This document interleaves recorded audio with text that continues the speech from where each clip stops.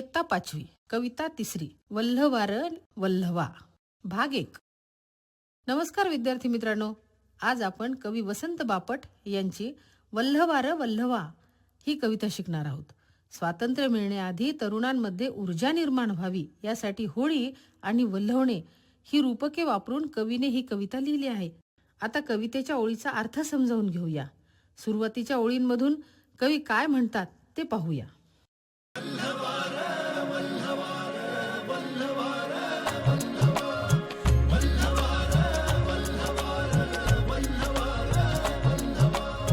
वल्हवार वल्हवार वल्हवार नाव वल्हवली.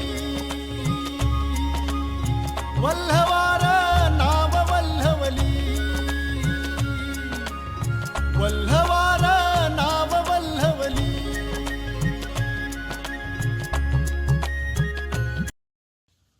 Madam, वल्हवणे म्हणजे काय? वल्हवणे म्हणजे वल्हे पाण्यात मारून नाव चालवणे. वल्हे हे नौका चालवण्याचे साधन.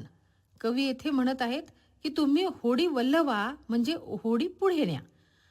आम्ही नाव म्हणजे स्वातंत्र्य चळवळ चालवली आहे, आता ती तुम्ही पुढे न्या.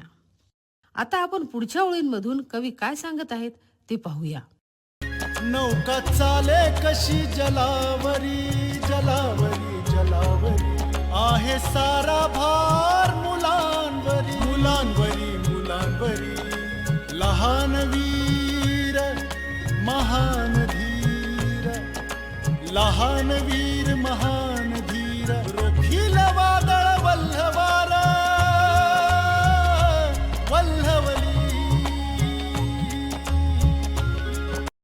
ही नौका पाण्यावर चालते आहे. कवी नौकेचे उदाहरण देऊन तरुण पिढीला प्रोत्साहन देत आहेत. स्वातंत्र्य चळवळ ही नौकेसारखीच आहे. ती कशी चालते हे शिकून तिला पुढे न्या. ही नौका म्हणजेच स्वातंत्र्य चळवळ चालवण्याची जबाबदारी आणि ती मुलांवर आहे असे कवी येथे म्हणत आहेत. मुले जरी लहान असली तरी त्यांचे धैर्य, त्यांची हिंमत खूप मोठी आहे. या नवीन पिढीमध्ये इतकी जबरदस्त शक्ती आहे की ते येणाऱ्या कोणत्याही वादळाला थांबवू शकतात. कवीला सांगायचे आहे की आम्ही ही नाव म्हणजे स्वातंत्र्य चळवळ चालवली आहे, आता ती तुम्ही एकजुटीने पुढे न्या. आता आपण पुढच्या ओळींमधून कवी काय सांगत आहेत ते पाहूया. मोकाट पिसाट वाराला. डोंगर मापाच्या लाटाल्या. छाती फाट झेलेले लाट. रोखील वादळ वल्हवार वल्हवली.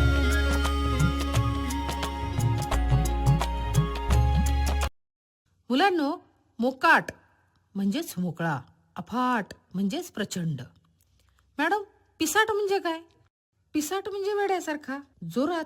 कवी म्हणतात की चारही बाजूने मोकळा पिसाटपणे सुटलेला वारा आला तर येऊ द्या. डोंगरा एवढ्या मोठ्या पाण्याच्या लाटा उसळत आल्या तर येऊ द्या. कारण तुमची छाती प्रचंड अशा मोठ्या लाटा आल्या तरी त्या झेलण्यासाठी तयार आहे. तुम्ही सर्व एकजुटीने हे वादळ रोखू शकता. आम्ही ही चळवळ सुरू केली आहे, आता तुम्ही तिला पुढे न्या.